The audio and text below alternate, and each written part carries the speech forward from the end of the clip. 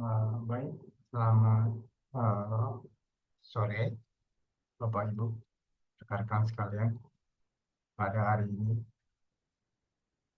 saya Yusri Absal dengan NIM 2411600634 bersama rekan saya Adip Pradipto Maningkyo dengan NIM 2311601716 akan membawakan tugas kelompok kami dengan judul Risk Profile Class untuk nasabah debitur Bank X. Nah, latar belakang dari permasalahan adalah Bank X sebagai salah satu bank pemerintahan diharapkan untuk berkontribusi dalam meningkatkan kesejahteraan perekonomian masyarakat Indonesia dalam mewujudkan ekonomi Indonesia Emas 2045. Sejalan dengan misi ini, Bank X berinisiatif untuk meningkatkan portofolio nasabahnya dengan memberikan layanan keuangan secara masif, tentunya dengan bunga yang kompetitif, termasuk juga cross-selling produk mereka terhadap semua nasabah debitur sehingga dapat mewujudkan uh, uh, sinergi dengan anak perusahaannya, di mana nanti pada saat cross-selling itu juga nanti akan diharapkan dapat menjual produk-produk dari perusahaan.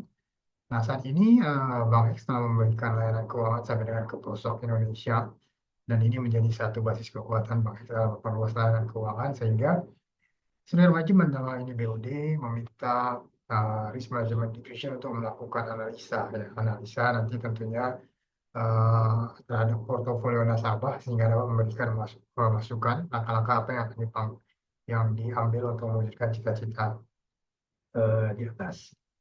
Nah, kemudian masalah yang dihadapi adalah saat ini Bank X telah memiliki beberapa nasabah debitur.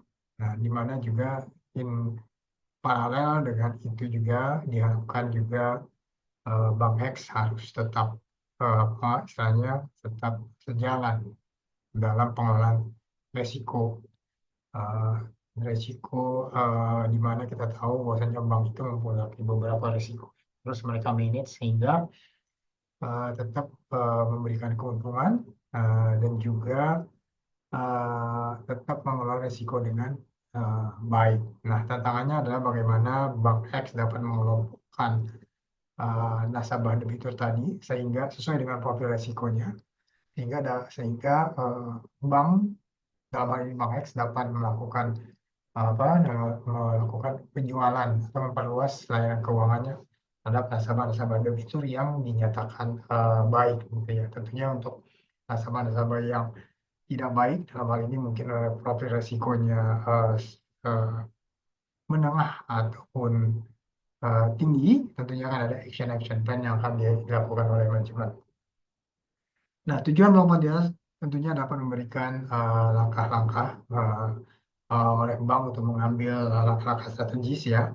Nah, langkah-langkah strategis ini telah dipetakan. Pertama, untuk nanti tentunya dengan nasabah yang dengan profil risiko yang rendah, tentunya diharapkan kita bisa memberikan layanan dengan memberikan kemudahan untuk top up plafonnya.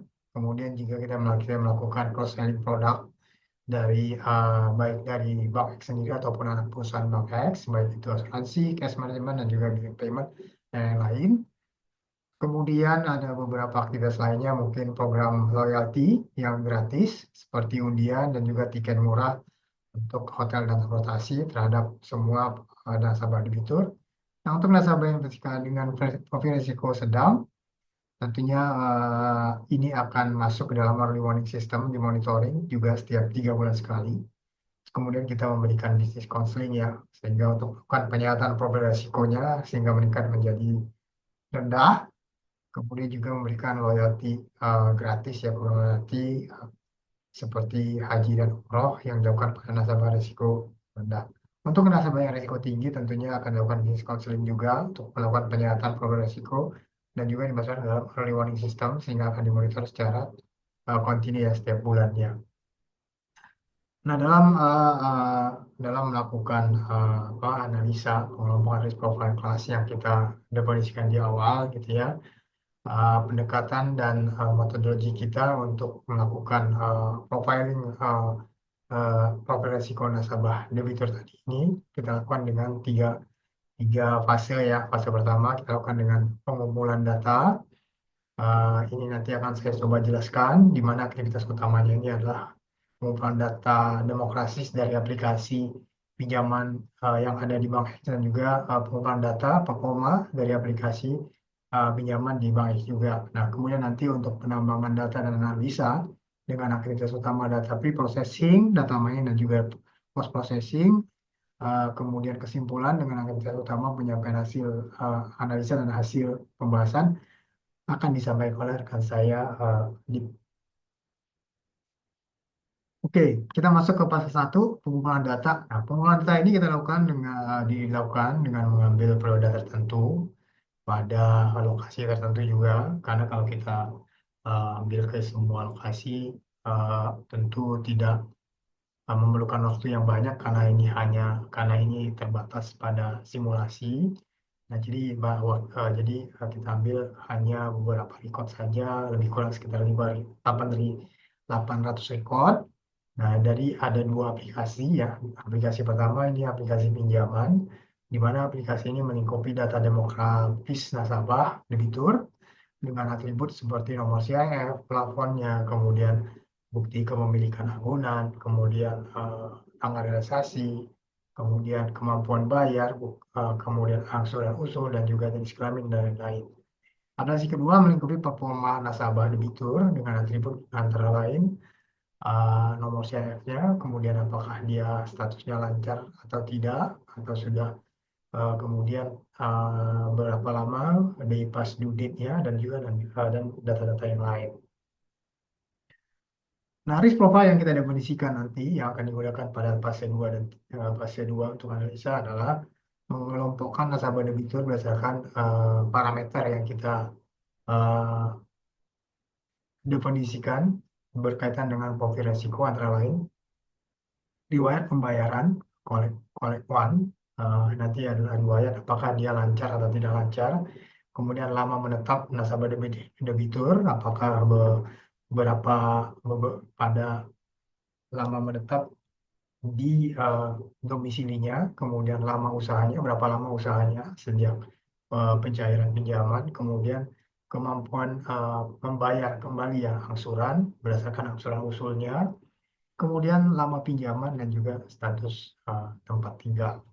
Nah, dari keenam parameter ini kemudian kita jumlahkan dengan scale score ya. Nanti kita akan jumlahkan dari riwayat pembayaran sampai dengan status tempat tinggal itu. Kemudian kita lakukan pemilahan ya. Untuk skor dari 10 sampai 200 itu akan masuk ke dalam sebagai risiko rendah. Kemudian 50 sampai 100 akan masuk ke risiko sedang, dan juga lebih kecil dari 50 akan masuk ke risiko tinggi ya. Nah, untuk 6 parameter tersebut yang disampaikan di atas sebelumnya itu akan dibagi dengan scale score seperti yang Anda lihat pada layar. Collect one itu skor 40 sampai dengan 5 itu artinya sudah melebihi dari 180 hari ya dia tidak melakukan pembayaran. Kemudian lama menetap untuk lebih dari 3 tahun itu akan kita skor 40 sampai dengan dia lama menetap lebih kecil dari bulan atau setengah tahun itu 0. Kemudian lama usahanya sejak pencairan pinjaman di approve itu 2 tahun itu 40. Kemudian kita bagi sampai dengan di bawah 6 bulan itu 0. Kemudian RPC angsuran ini adalah berdasarkan apakah dia nasabah baru, kemudian nanti kalau dia nasabah baru ini akan dikasih multiplier 0,5 kemudian dikalikan dengan angsuran usulnya, kemudian nanti dibagi dengan laba rugi gitu ya, sehingga muncul angka apakah dia lebih besar dari 2 atau 1,5 sampai 2 atau nanti di bawah 0,75. Nah, kemudian tenor ini adalah lama pinjaman mulai dari lebih besar dari 5 kita buat skor 20. kemudian 2 sampai 5, 10, sehingga di bawah 2 tahun itu 0. Kemudian tempat tinggalnya juga kita lakukan analisa apakah milik sendiri itu 20, sewa atau kontrak itu 10, dan juga orang tua dan mertua itu 0. Nah, ini adalah parameter-parameter yang kita lakukan untuk risk profiling, uh, risk profile kelasnya nanti. Harapannya nanti kita bisa tahu berapa banyak sih nasabah yang profil risk profile kelasnya tinggi, menengah, hingga eh, sedang dan rendah. Nah, selanjutnya untuk tahap kedua dan ketiga saya serahkan kepada rekan saya Adit untuk melanjutkan. Silakan Adit. Assalamualaikum warahmatullahi wabarakatuh. Terima kasih Mas Yusri atas penjelasan sebelumnya. Ya, sebelumnya saya perkenalkan lagi seperti apa yang disampaikan Mas Yusri. Nama saya Adip Pradipto Anindyo dengan NIM 23116011716. Selanjutnya saya akan melanjutkan apa yang telah dijelaskan oleh Mas Yusri terkait proyek ini. Ya, setelah tadi disoalkan pengumpulan data, berikutnya kami mendefinisikan dalam menyampaikan informasi data tersebut. Kita ada setting dengan menggunakan aplikasi Orange. Di sini kita lihat info dataset yang kita gunakan. Itu ada beberapa kita setting sebagai kategorikal.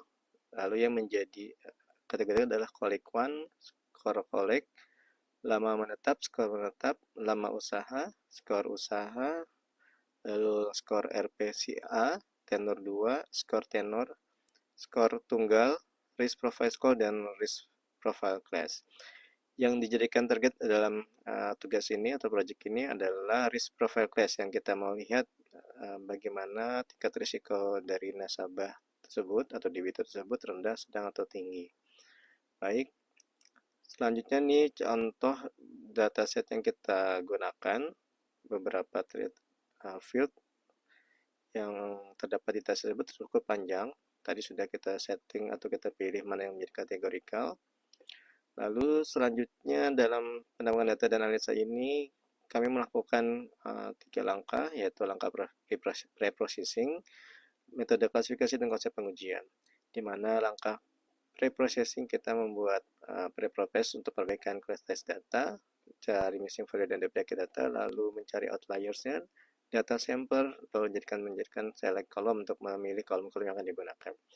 Nanti di metode kualifikasi kami menggunakan naive Bayes, KNN, dan ID3 yang sudah dijelaskan oleh Pak Indra sebelumnya di materi yang sudah diajarkan. Jadi kita pergunakan di tugas ini. Nah, dengan konsep pengujian test and score, sebenarnya kita cukup menguji dengan prediction, confusion matrix, dan tree viewer. Tapi kami penasaran untuk melihat bagaimana distribution data dan scatter plot yang ada ditampilkan dari dataset tersebut. Nah, di tahap pertama, kita melakukan pre-processing. Seperti ketahui, tahapan ini dilakukan tujuan untuk menyiapkan data agar memiliki kualitas dataset yang lebih baik. Kita lihat di sini di data awal ada 800 dataset yang kita pre-processing. Lalu setelah dari proses pre-processing ada menghasilkan 798 data. Nah, di mana dari hasil pre-processing tersebut terdapat 2 missing values yang dihilangkan dari 800 menjadi 798. Nah, ini data yang akan kita lanjutkan untuk proses berikutnya. Lalu kita coba tahapan dengan menggunakan outlier. Jadi fitur outlier ini untuk mendeteksi dan menangani anomali atau data anomali yang dapat mempengaruhi hasil analisa tadi. Jadi kita pisahkan yang mana yang inliers dan mana yang outliers. Dari 798 data yang tadi sudah kita bersihkan melalui pre-processing, ada tersisa prosesnya menjadi sebagai berikut. Hasil outliersnya terlihat terdeteksi 148 data anomali dari 798 dan tersisa 650 data inliners yang dapat digunakan. Ya, masih cukup banyak ya, masih cukup di atas 500, minimal 500 dataset yang bisa kita coba. Ini masih di atas 500, jadi masih bisa kita lanjutkan untuk proses berikutnya. Nah, setelah kita pisahkan mana menjadi inliers, kita membuat data sampling, jadi digunakan untuk mana data yang jadikan data sampel dari data inliers tadi yang sudah kita lakukan di proses sebelumnya. Ya, jadi ini untuk mengurangi ukuran data jika yang diperlukan sehingga mempercepat proses analisis. Saat ini kami menggunakan data acak dari 397 data atau data sampling dengan fixed proportion of data sebesar 61%. Jadi ini mungkin kita gunakannya untuk option yang dipilih adalah replicable. Jadi replicable sampling ini sehingga kombinasi kedua metode ini mendapatkan sampel yang masih bisa disebut representatif, ya, datanya masih representatif dari data yang digunakan. Jadi dilihat dari select column, kita pun melihat ada beberapa kolom yang kita pilih tadi yang dari awal masih inline ya.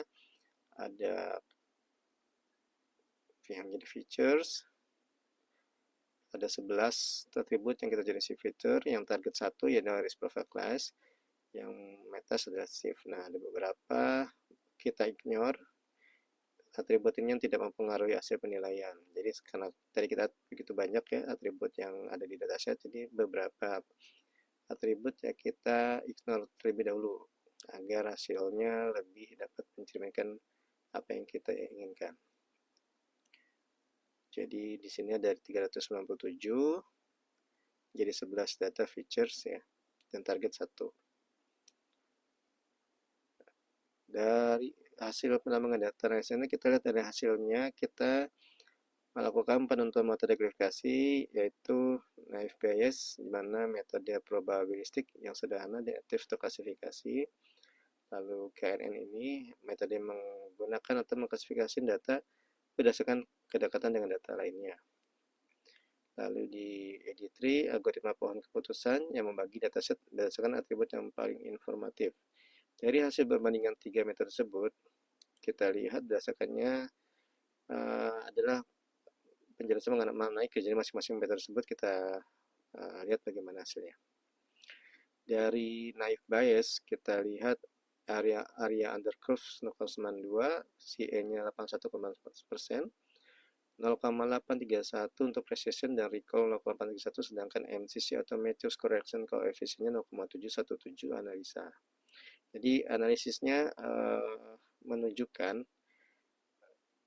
dari AUC 0,92 ini bahwa model ini memiliki kemampuan yang baik dalam membedakan antara kelas yang positif dan negatif. Lalu untuk akurasinya kita lihat masih menunjukkan akurasi yang tinggi ya, 81,9%, menunjukkan bahwa metode atau model ini dapat memprediksi dengan benar sebagian besar data. Masih cukup tinggi. Lalu precision and recall yang samanya 0,831 menunjukkan dari kedua ini bahwa model ini seimbang dalam hal mengidentifikasikan mana yang positif, mana yang data negatif. Ya, berarti tidak banyak false positif atau false negatif. Lalu dari MCC tersebut menunjukkan bahwa model ini memiliki hubungan yang baik antara prediksi dan hasil aktualnya. Jadi kita bandingkan juga dengan metode KNN-nya dari menghasilkan menunjukkan AUC yang sama dengan native Bayes yaitu 0,92%, 0,92 poinnya. Jadi menunjukkan kemampuan yang baik dalam mengklasifikasi, sama-sama baik dan menunjukkan kemampuannya untuk mengklasifikasikan data. Lalu di sini dengan menggunakan KNN kita lihat akurasinya atau CN-nya itu sebesar 84,1%. Jadi sedikit lebih tinggi dibandingkan naive Bayes tadi. Dan menunjukkan KNN ini lebih baik dalam memprediksi data secara keseluruhan. Lalu gimana precision-nya? Di sini 0,842 lebih tinggi dibandingkan naive Bayes. Jadi menunjukkan bahwa KNN lebih baik dalam mengidentifikasi kelas positif tanpa menghasilkan banyak false positifnya. Recall-nya tetap sama, menunjukkan 0,831%, menunjukkan KNN tidak mengorbankan kemampuan untuk mendeteksi kelas positif. Sedangkan MCC 0,719% ini menunjukkan perform baik mirip dengan naive Bayes. Jadi hasilnya masih mirip-mirip dengan naive Bayes tadi. Lalu kita coba gimana melihat hasil perbandingan metode dengan ID3 atau iteratif dichotomizer.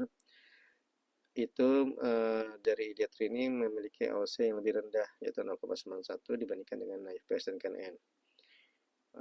Jadi menunjukkan model ini masih kurang efektif ya dalam membandingkan antar kelas.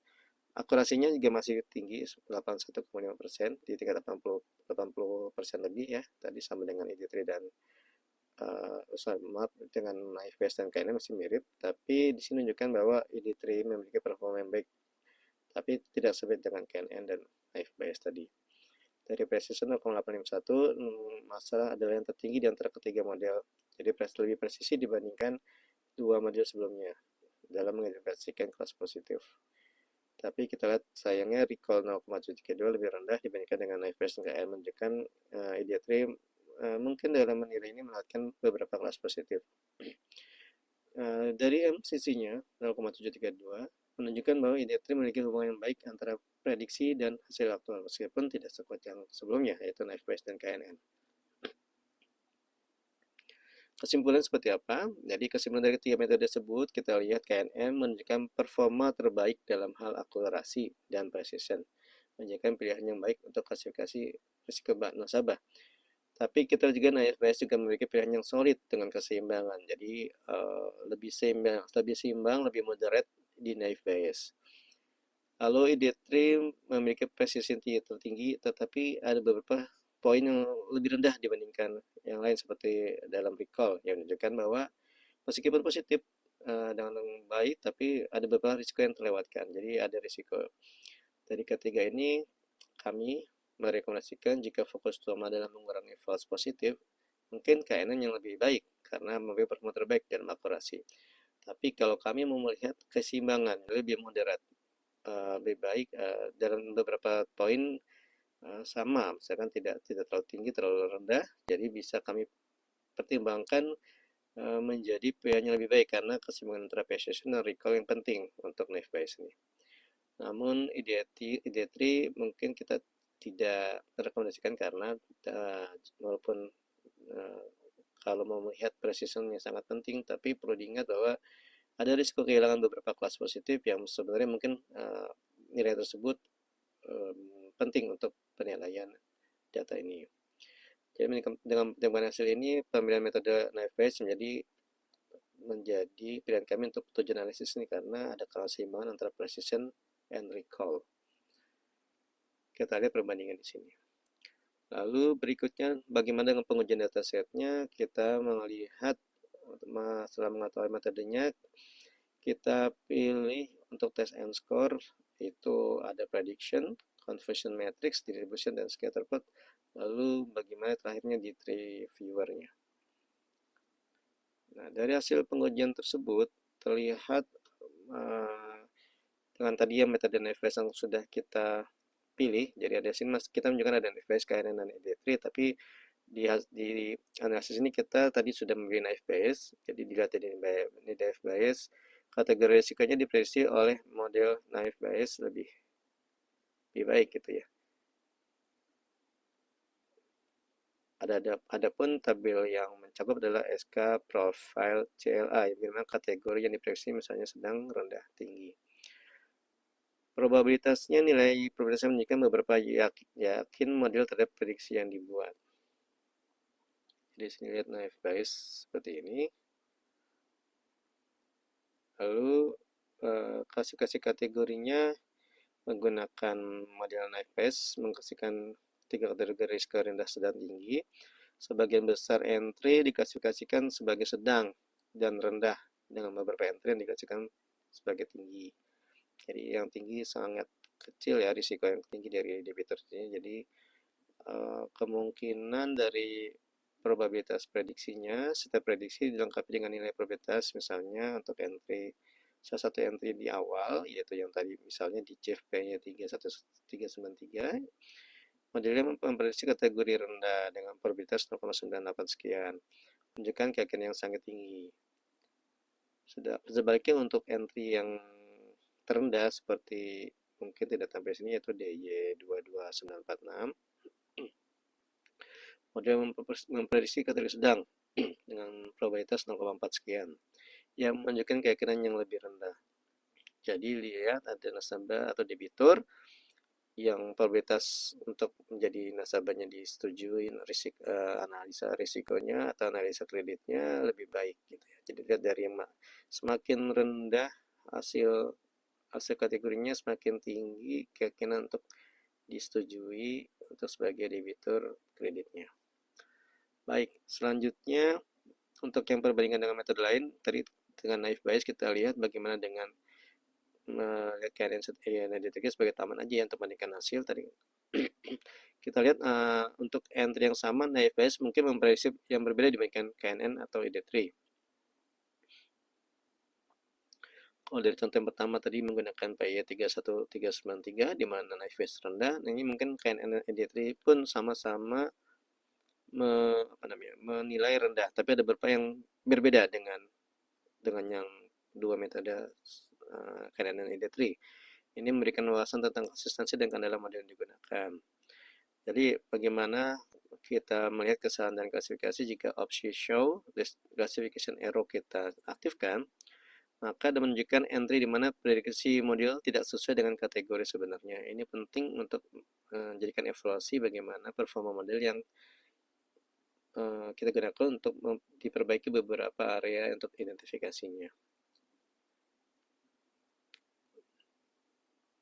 Lalu kesimpulan dari pengujian metode ini kita lihat kendala model naive Bayes menunjukkan kendala yang baik dalam memprediksi kategori risiko nasabah terutama untuk entry dengan probabilitas tinggi.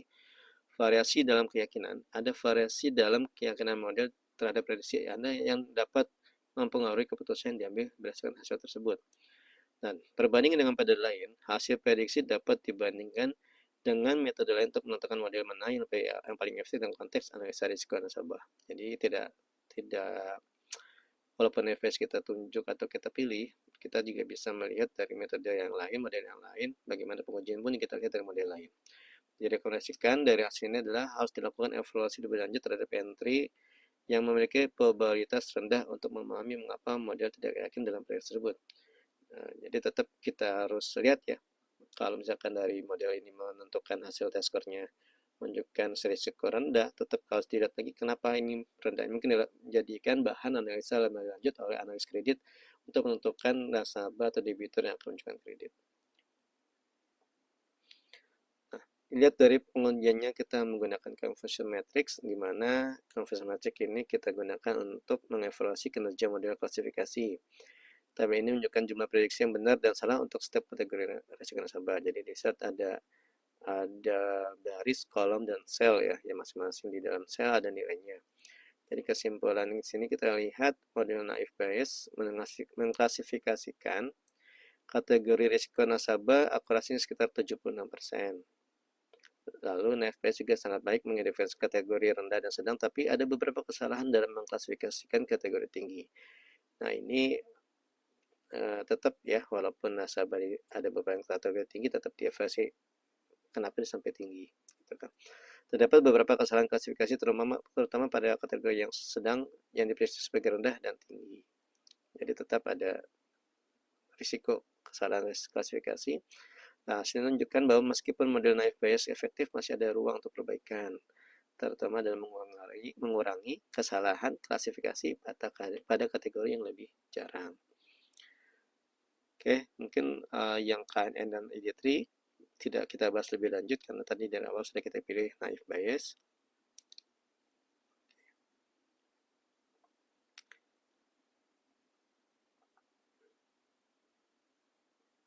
Nah, dalam conversion matrix kita lihat dalam hasil pengujian metode merekomendasikan peningkatan model atau menggabungkan model untuk meningkatkan akurasi. Jadi tetap selain conversion matrix kita bisa buat gabungan dengan model lain untuk pengujian metode ini.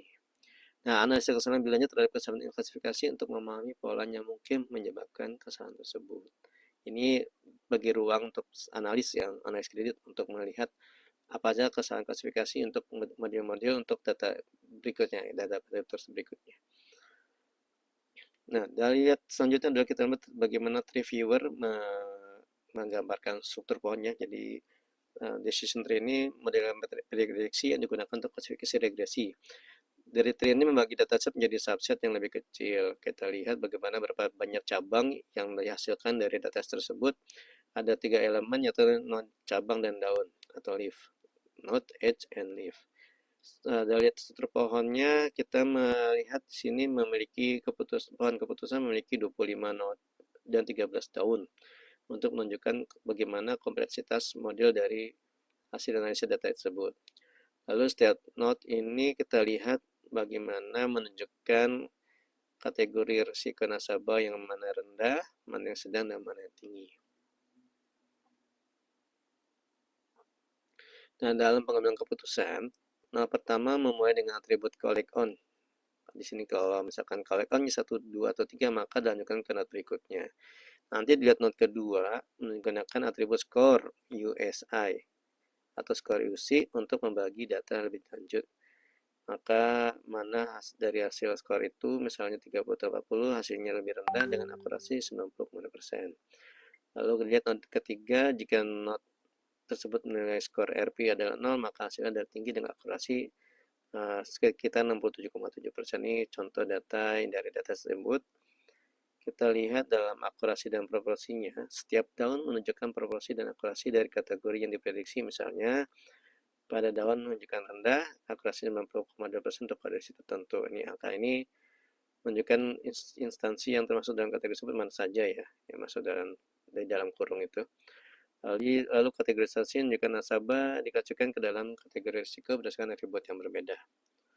Lalu kita coba lagi, ini mungkin di luar dari materi yang dia UTS ini. Distribution kita melihat memvisualisasikan hasil analisis melalui distribution ini. Kita pilih di variable naive bayes, terlihat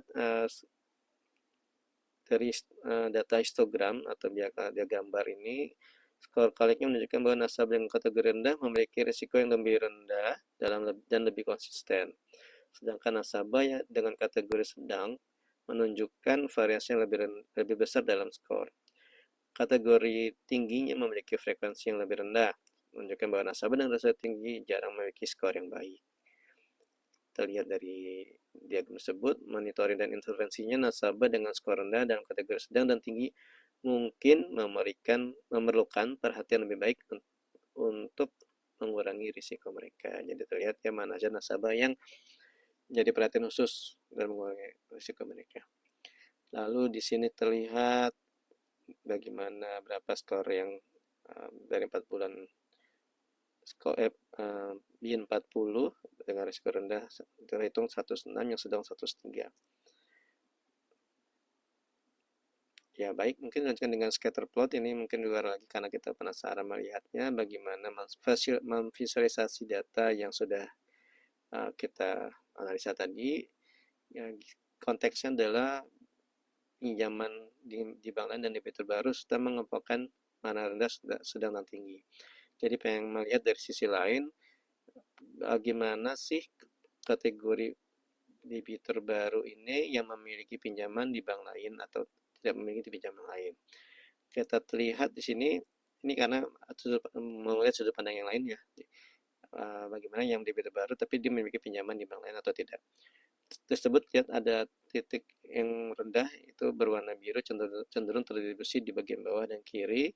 Jadi menunjukkan bahwa yang rendah itu risiko rendah memiliki pinjaman di bank lain yang lebih sedikit dan lebih mungkin untuk tidak menjadi debitur baru. Jadi kalau dilihat di sini mengapa nasabah risikonya rendah memiliki pinjaman lain, terlihat dari scatter plot ini. Sedangkan yang kategori sedang tidak berwarna merah lebih tersebar di bagian tengah plot. Menunjukkan variasi yang lebih besar dalam jumlah pinjaman di bank lain dan status debitur baru. Beberapa nasabah dengan risiko sedang memiliki pinjaman yang lebih tinggi dan status debitur baru. Nah, yang tinggi kita lihat warna hijau sangat sedikit dan terletak di bagian kanan atas plot, menunjukkan bahwa nasabah dengan risiko tinggi cenderung memiliki pinjaman yang lebih banyak di bank lain dan lebih mungkin menjadi debitur baru. Jadi mungkin karena terlihat kalau nasabah tersebut atau debitur tersebut sudah menjadi debitur di tempat lain, di mana kita percaya di bank yang lain pun sudah melalui proses analisis dari analis kreditnya atau analisis risikonya, manajemen risiko. Jadi menjadi apa ya, value atau nilai yang tambahan untuk nilai debitur tersebut. Di sini kita lihat hubungan antar variabelnya, indikasi risiko. Nasabah dengan risiko rendah cenderung memiliki pinjaman yang lebih sedikit di bank lain dan tidak menjadi debitur baru. Sedangkan nasabah dengan risiko tinggi memiliki pinjaman yang lebih banyak dan lebih mungkin untuk menjadi debitur baru. Kesimpulannya, Fieldstone itu cukup efektif ya untuk melihat kategori risiko dan melihat polanya bagaimana, melihat membantu memahami karakteristik dari nasabah berdasarkan risikonya mereka. Nah, mohon maaf, di slide ini kita lihat diagram workflow di orange, mulai dari proses pre-proses tadi, melihat data table dari hasil pre-prosesnya tadi kita bandingkan dengan data table dari file. Dari data hasil dari pre-proses tadi kita lakukan outliers, lalu kita jadikan data sampler, kita memilih kolom yang makan, kita jadikan kategori keamanan target. Lalu data tabel tersebut kita lihat bagaimana test and score-nya. Kita tadi menggunakan 3 bagian IFPS, KNN, dan ID3. Dan selanjutnya kita lihat visualisasi datanya dari confusion metric, distribution, tree, scatter plot, dan tree viewer. Oke. Selanjutnya kita lihat kesimpulan dari proyek ini adalah bagaimana kesimpulan dari proyek analisis data tingkat risiko nasabah. Dari langkah pre-processing, perbaikan kualitas dataset menghilangkan missing value dan outliers untuk meningkatkan accuracy model. Data sampler kita gunakan untuk mengambil sampel data set untuk mengurangi ukuran data dan mempercepat analisis. Dan select column ternyata digunakan karena untuk memilih kolom yang relevan untuk analisis sehingga lebih fokus dalam memilih variabel yang paling berpengaruh. Dari metode klasifikasi NAIFBS ini kita pilih karena kemampuannya dalam menangani data dengan baik dan memberikan hasil yang akurat dalam klasifikasi risiko nasabah dan dapat memprediksi kategori risiko dengan baik. Baik, mungkin satu lagi, maaf.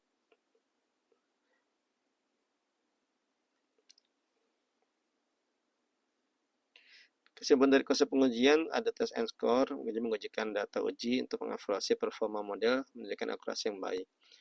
Di sini create prediction, menjadikan distribusi kategori risiko berdasarkan material yang dibangun. Confusion matrix memberikan gambaran yang jelas tentang jumlah prediksi benar dan salah, jadi membantu evaluasi kinerja model.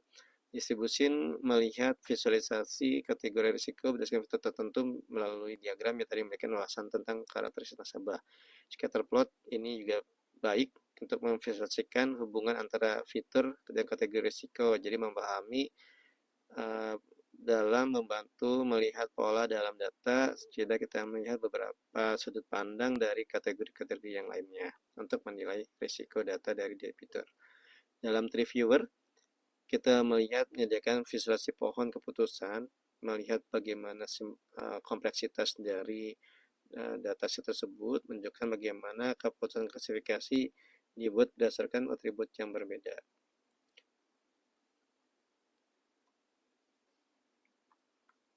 Oke, selanjutnya bagaimana lesson learned dari project ini adalah pentingnya pre-processing untuk menyiapkan data sehingga menghasilkan kualitas data yang lebih baik untuk melakukan model data selanjutnya. Dalam pemilihan model, yang kedua adalah pemilihan model yang tepat, di mana NAIFBS ini terbukti efektif dalam risiko nasabah, tapi tidak menutup kemungkinan lain menggunakan model yang lain, tadi yang ID3 dan sebagainya, itu sebagai pertimbangan membandingkan hasilnya mana yang lebih baik. Tapi kalau dari konteks klasifikasi risiko nasabah, ini NAIFBS terbukti terbaik. Lalu melalui evaluasi model menggunakan beberapa model evaluasi atau metode evaluasi seperti confusion matrix dan distribusi, itu membantu dalam memahami kinerja model dan area yang perlu diperbaiki. Visualisasi data, tadi kita juga visualisasi data melalui scatter plot dan tree viewer, sebenarnya juga bisa kita lihat dari distribution tadi, jadi melihat bagaimana wawasan yang berharga untuk pengambilan keputusan.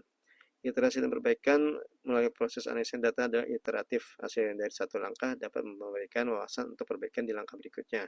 sehingga penting untuk terus mengevaluasi atau memperbaiki model yang digunakan untuk memvisualisasikan data atau melihat kinerja dari model tersebut. Dengan mengikuti langkah-langkah ini, proyek analisa risiko tersebut dapat memberikan alasan yang berharga dan mendukung pengambilan keputusan yang lebih baik dalam manajemen risiko di sektor perbankan. Mungkin dari kami, saya atas nama Adi Pradipta Danamilyo dan Mas Yusri Amsal, video pembelajaran ini kita upload di channel YouTube kami, YouTube saya, di playlist saya sudah saya upload untuk memberikan pertimbangan penilaian oleh Pak Indra. Mungkin terima kasih atas waktunya mendengarkan atau penjelasan ini.